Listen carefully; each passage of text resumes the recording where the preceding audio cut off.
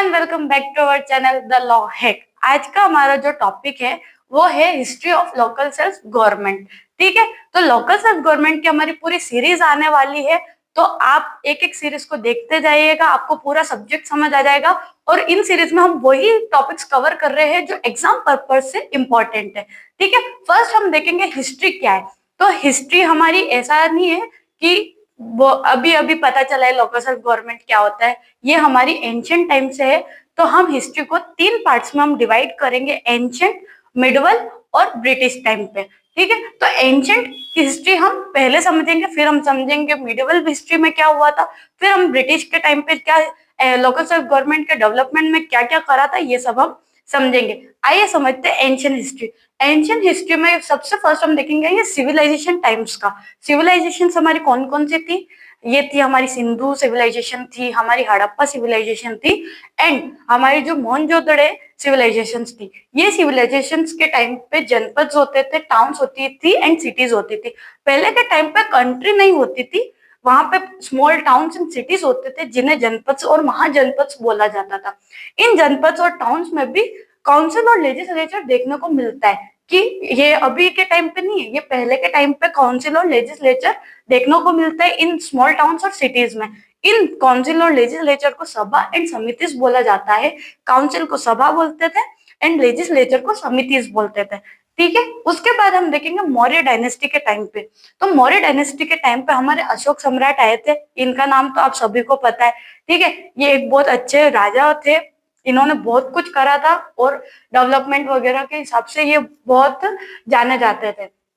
इन्होंने इस्टेब्लिश करा था सिस्टम फॉर पब्लिक वेलफेयर के लिए। जो भी सिस्टम ये इस्टेब्लिश करते थे वो लोगों तक पहुंचाने के लिए उन्होंने एक ऑफिसर्स को अपॉइंट करे हुए थे जिन्हें महामात्रास बोला जाता था।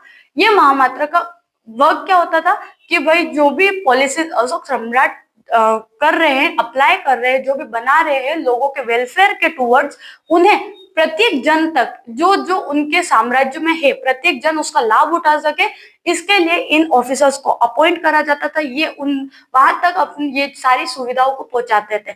ये जो भी सिस्टम था जो अशोक सम्राट अपने टाइम पे अडॉप्ट करते थे, उनको चट्टानों पे, शिलाओं पे सब लिखवाते थे। ये आज भी देखने को मिलता है। अब हम देखते हैं कि एंशिएंट हिस्ट्री में दो चीज देखी हमने, सिविलाइजेशन एंड मौर्य डायनेस्टी। अब आएंगे हम मिडिवल हिस्ट्री पे।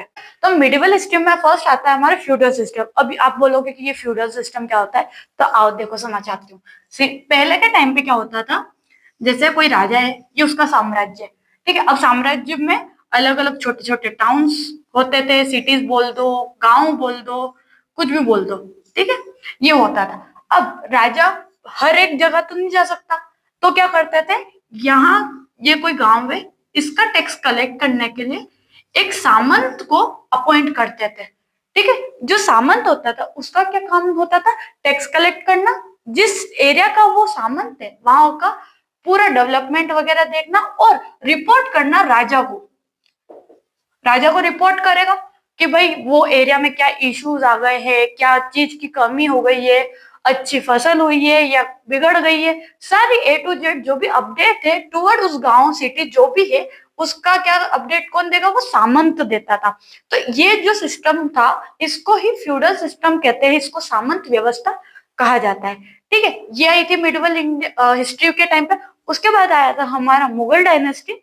तो मुगल डायनेस्टी में जो मुगल थे वो जागीर को अपॉइंट कर, जागीर जगह होती थी, जैसे यहाँ पे सामंत बोलते हैं वैसे यहाँ पे जागीरदार होता था। ठीक है, बस नाम चेंज है, काम उसका वही होता था। मुगल्स ने अपने हिसाब से नाम रख दिया, सामंत को ही जागीरदार बना दिया। ठीक है, और ये जो गांव था इसको क्या जागीर बोलने लग गए थे। ठीक है, इनका काम क्या होता था, रेवेन्यू कलेक्ट करना और जो पब्लिक है वहां की उसको प्रोटेक्शन देना। ठीक है, ये क्या बोलते थे कि मुगल्स का कहना ये था कि हम आपको प्रोटेक्शन देंगे, उसके बदले में आप हमें रेवेन्यू दो, हम आपका डेवलपमेंट कराएंगे, ईटीसी, ये सब काम मुगल बोलते थे। उसके बाद आते थे राजा। मुगल, आप कहोगे पहले मुगल आ गए फिर राजा कहां से आ गए, तो भाई मुगल के टाइम पे भी तो राजा थे ना। तो वो राजा क्या करते थे, सरदार को अपॉइंट करते थे। जैसे यहाँ पे जागीरदार है वैसे ही अपने राजा, हिंदू राजा बोलते थे, वो सरदार को अपॉइंट करते थे। काम सबका सेम है कि जो लोकल एरिया है उसका डेवलपमेंट होना चाहिए। ये आता है हमारा मिडिवल हिस्ट्री। मिडिवल हिस्ट्री हमने समझ लिया था। अब हम समझेंगे ब्रिटिश हिस्ट्री। ब्रिटिश हिस्ट्री 1687 से स्टार्ट हम करते हैं, क्योंकि हमको मेन लोकल सेल्फ गवर्नमेंट के बारे में समझना है, तो 1687 से हम स्टार्ट करते हैं। तो ईयर 1687 में जो प्रोविंशियल टाउन्स थे, जो प्रोविंशियल एरियाज थे, वहां पे कॉर्पोरेशन बॉडी को स्टैब्लिश किया गया था फर्स्ट टाइम। उस किसने स्टैब्लिश करा था? कोर्ट ऑफ डायरेक्टर्स ने स्टैब्लिश करा था। अब ये क्यों स्टैब्लिश करा था, पहले ये समझते हैं। क्यों? क्योंकि भाई जो उस टाइम पे जो कंपनी थी हमारी, ब्रिटिश कंपनी, वो लॉस में चल रही थी। वो क्योंकि जो ऑफिसर्स थे, जो ब्रिटिश ईस्ट इंडिया कंपनी के जो ऑफिसर्स थे, वो करप्ट हो चुके थे। उन्होंने क्या करा था कि इतना टैक्स कलेक्शन और इतना वो मनी गेन कर रहे थे कि उन्होंने क्या सोचा, खुद का डेवलपमेंट करा। उन्होंने खुद अपना तिजोरी भरी है, ठीक है। उन्होंने इंग्लैंड में कुछ भी नहीं पहुंचाया था। तो वो, क्योंकि इंग्लैंड में फिर डिमांड होने लग गई कि भाई तुम वहां पे कर क्या रहे हो, ये क्वेश्चंस अराइज होने लग गए। तो अब उनको ये था कि भाई और टैक्स कलेक्ट करना पड़ेगा, ताकि क्या हो, हम इंग्लैंड भी पहुंचा सके और खुद का पेट भी भर सके। ये उनकी थिंकिंग थी। अब टैक्स कलेक्ट कैसे होगा? तो टैक्स कलेक्ट होगा कि भाई लोकल एरियाज तक पहुंचा जाए, लोकल एरिया का टैक्स कलेक्ट किया जाए। पहले क्या करते थे, जो बड़ी बड़ी प्रोविंशियल टाउन्स होते थे, या बड़ी बड़ी जो सिटीज थी, मद्रास, बॉम्बे, कलकत्ता, ये इतने ही थे। तो वहां पे जो टैक्स कलेक्ट होता था, ये उसी से अपना गुजारा करते थे, या जो भी कह सकते हैं अपन। तो उन्होंने क्या बोला, अब फिर उनके दिमाग में आया कि नहीं यार, इंग्लैंड में भी थोड़ा देना होगा। तो उन्होंने क्या करा कि भाई लोकल एरियाज तक पहुंचो, लोकल एरियाज पे पहुंचेंगे, वहां पे टैक्स लगाएंगे, तो क्या होगा, हमें और इनकम स्टार्ट हो जाएगी, अर्निंग स्टार्ट हो जाएगी। तो इस उनके इसी फायदे के लिए उन्होंने कॉर्पोरेशन बॉडीज को स्टैब्लिश करना स्टार्ट करा। फर्स्ट कॉर्पोरेशन बॉडी स्टैब्लिश हुई 1687 में। अब जितनी भी हम आगे कॉर्पोरेशन बॉडीज देखेंगे, उनका जो वर्क है, सारी कॉर्पोरेशन बॉडीज का मेन वर्क जो है वो यही है। ये जो वर्क है, इन्हीं के लिए कॉर्पोरेशन बॉडीज को स्टैब्लिश करा गया था। ये वर्क क्या था?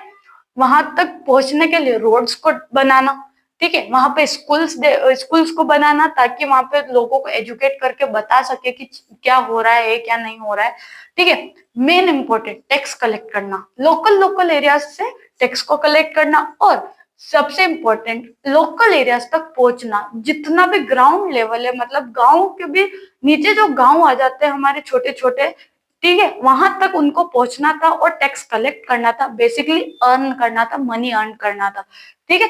ये हम जितने भी आगे वो देखेंगे, उसका मेन जो वर्क है वो यही है। इन पे ही बेस करके उन्होंने कोऑपरेटिव बॉडीज को बनाया था, ठीक है। फिर हम देखेंगे, हम 1726 में चार्टर एक्ट को पास किया गया था।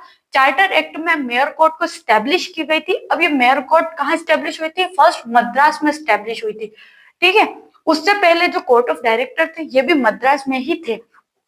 तो फर्स्ट मेयर कोर्ट मद्रास में स्टैब्लिश की गई थी। इसका काम क्या था कि इसको जुडिशियल पावर के साथ साथ, जो जुडिशियल पावर मेयर कोर्ट को दी गई थी, उसके साथ साथ एडमिनिस्ट्रेटिव पावर को भी देना।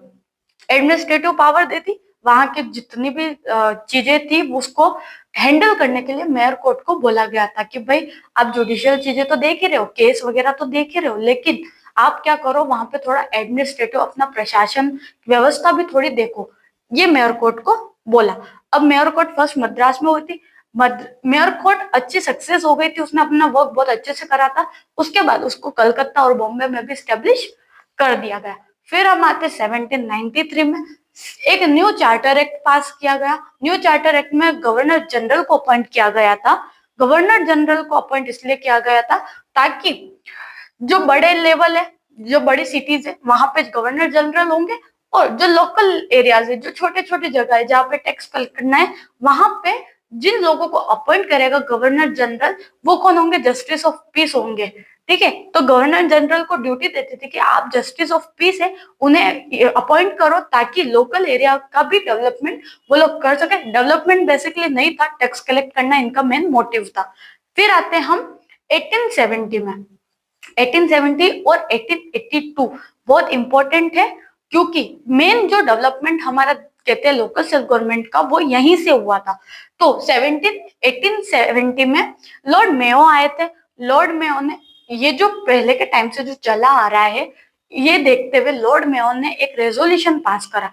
उसका कहना ये था कि भाई देखो, जब हम ऊपर यूनियन में, सेंट्रल में हम इतना अच्छा, हमारा एडमिनिस्ट्रेटिव चल रहा है, हम अच्छा टैक्स कलेक्ट कर रहे हैं, जो भी हम वर्क कर रहे हैं, वही हम जो सिस्टम है वो लोकल एरिया तक पहुंचाए, ताकि लोकल एरिया से भी हम टैक्स इशू कर सके और सब चीजें हम लोग कर सके, ठीक है, वहां पे डेवलपमेंट कर सके, ये उनका कहना था। तो इन्होंने क्या करा, एक रेजोल्यूशन पास करा। रेजोल्यूशन पास करने में इन्होंने क्या बोला कि जो लोकल एरिया में जो लोकल गवर्नमेंट, हम जैसे यहाँ पे जस्टिस ऑफ पीस को हमने अपॉइंट करा था, वैसे ही वो लोकल गवर्नमेंट हो गई थी वहां की, तो लोकल गवर्नमेंट को पावर दे दो ताकि वो वहां का डेवलपमेंट कर सके। पहले जो जस्टिस ऑफ पीस जो हम देख रहे थे, इसके पास इतनी पावर इसको नहीं दी गई थी, पूरा जो कंट्रोल था वो गवर्नर जनरल का था। लेकिन लॉर्ड मेयो का कहना ये था कि लोकल एरिया के जो गवर्नमेंट है उसको थोड़ी पावर दो, थोड़ा बहुत, ताकि वो डेवलपमेंट कर सके और जन जन तक वो पहुंच सके। इनका कहना ये था। इनकी बात समझ में भी आई ब्रिटिशर्स को, तो क्या करा गया, जो कोऑपरेशन एक्ट है वो लाया गया। देखो सीधी सी बात है, जब वो अपना फायदा देख रहे थे, ठीक है, फायदा देख रहे थे, तो ब्रिटिशर्स के समझ में आया कि लॉर्ड मेयो जो कह रहा है वो सही कह रहा है कि ग्राउंड लेवल तक अगर पहुंचना है तो हमें ग्राउंड लेवल तक गवर्नमेंट स्टैब्लिश करनी पड़ेगी। अब गवर्नमेंट स्टैब्लिश करनी पड़ेगी, तो लॉर्ड मेयो की ये जो बात है, ये जो रिजोल्यूशन है, ये क्या करा, एक ग्राउंड वर्क करा था, किसके लिए, लोकल सेल्फ गवर्नमेंट के डेवलपमेंट के लिए, ठीक है। तो उसके बाद आया था कि उन्होंने क्या करा कि कोऑपरेशन एक्ट को स्टैब्लिश करना चालू कर दिया, कॉर्पोरेशन एक्ट बनाना स्टार्ट कर दिया था। और फर्स्ट जो कॉर्पोरेशन एक्ट बना था वो था Bengal district board cess act, जो कि आया था 1871 में, बंगाल में आया था। इन्होंने बंगाल के म्युनिसिपैलिटी और जो भी कॉर्पोरेशन बॉडीज है उसे स्टैब्लिश करा था, ग्राउंड फ्रेम कर दिया था बेसिकली लॉर्ड मेयो के रिजोल्यूशन से। तक हमने देख लिया था, लॉर्ड मेयो 1870 में लेके आए थे जो रिजोल्यूशन, उस से ही इंस्पायर होके हमारे जो लॉर्ड रिपन सर है, उन्होंने भी एक नया रेजोल्यूशन लेके आए थे। वो कब लाए थे, हमारे 1882 में लाए थे। एक और अच्छी जानकारी आपको बताऊं, लॉर्ड रिपन को father of local self government कहा जाता है, ठीक है। अब ये जो लॉर्ड रिपन है, इन्होंने मेन 5 चीज बोली थी अपने रेजोल्यूशन में। वो 5 चीज क्या है ये समझते। फर्स्ट बोला था कि जो लोकल गवर्नमेंट है उसको पॉलिटिकल पावर के साथ साथ एडमिनिस्ट्रेटिव पावर भी देनी चाहिए, ताकि लोकल एरिया का डेवलपमेंट अच्छे से हो सके। सेकंड बोला था कि जो लोकल अफेयर्स होते हैं, जो लोकल इश्यूज होते हैं, उन्हें लोकल लेवल पे ही सॉल्व कर दो ताकि बात बड़ी ना हो, ठीक है। उसके बाद आता है इलेक्शन। तो लॉर्ड रिपन का कहना था कि भाई हम जो यूनियन लेवल पे, स्टेट लेवल पे जो इलेक्शन कराते हैं, वैसे ही इलेक्शन लोकल एरिया में भी करवाने चाहिए, ताकि एक अच्छी गवर्नेंस स्टैब्लिश हो सके, ताकि वहां का डेवलपमेंट और अच्छे से हो सके। फिर उन्होंने बोला था कि जो नॉन ऑफिशियल मेंबर्स है उन्हें एड ऑन किया जाना चाहिए। अब नॉन ऑफिशियल मेंबर क्या होते हैं, तो जो ब्रिटिशर्स नहीं होते हैं, जो ईस्ट इंडिया कंपनी के ऑफिसर्स नहीं होते हैं, उन्हें नॉन ऑफिशियल मेंबर्स कहा जाता है। बेसिकली जो इंडियन होता है वो नॉन ऑफिशियल मेंबर होता है। उनका इन्वॉल्वमेंट लोकल एरिया में करवाना, लॉर्ड रिपन ने बोला था कि उनको भी अपना थोड़ा कंट्रीब्यूशन देना चाहिए। उसके बाद इन्होंने बोला था कि जो ईस्ट इंडिया कंपनी है उसका मिनिमम इंटरफेरेंस हो, जो लोकल एरिया की गवर्नमेंट है उसमें मिनिमम इन्वॉल्वमेंट लोग ईस्ट इंडिया कंपनी का होना चाहिए, ताकि और अच्छे से वो डेवलप हो सके। ये लॉर्ड रिपन ने मेन 5 चीज बोली थी। इन्होंने जेन्युइन डेवलपमेंट की बात करी थी, ठीक है। इनके बाद में जो हमने ये लॉर्ड रिपन देखा, इससे पहले लॉर्ड मेयो, और इससे पहले जितने भी हम डेवलपमेंट दे चुके हैं जो कॉर्पोरेशन बॉडी के, उनको मद्देनजर रखते लगा कि नहीं यार लोकल सेल्फ गवर्नमेंट होना चाहिए। तो जो 1935 में गवर्नमेंट ऑफ इंडिया एक्ट आया था, उसमें भी इंपॉर्टेंट कदम उठाए गए हमारे लोकल सेल्फ गवर्नमेंट के डेवलपमेंट में। उसके बाद जो हमारे कॉन्स्टिट्यूशन जब बन रहा था, तो जो कॉन्स्टिट्यूशन बना रहे थे उन लोगों को भी इंपॉर्टेंस और नीड समझ आई लोकल सेल्फ गवर्नमेंट की, तो उन्होंने हमारे कॉन्स्टिट्यूशन में आर्टिकल 40 एड ऑन कर दिया। इसके बाद की हम देखेंगे जो डेवलपमेंट हुआ है हमारे इंडिया में लोकल सेल्फ गवर्नमेंट, ये तो हिस्ट्री है, ठीक है। अब जो डेवलपमेंट, जो कॉन्स्टिट्यूशन के बाद जो डेवलपमेंट हुआ है आफ्टर इंडिपेंडेंस, वो हम नेक्स्ट लेक्चर में समझेंगे। ऐसे ही लेक्चर, डिटेल लेक्चर्स के लिए हमें फॉलो करें। Thank you.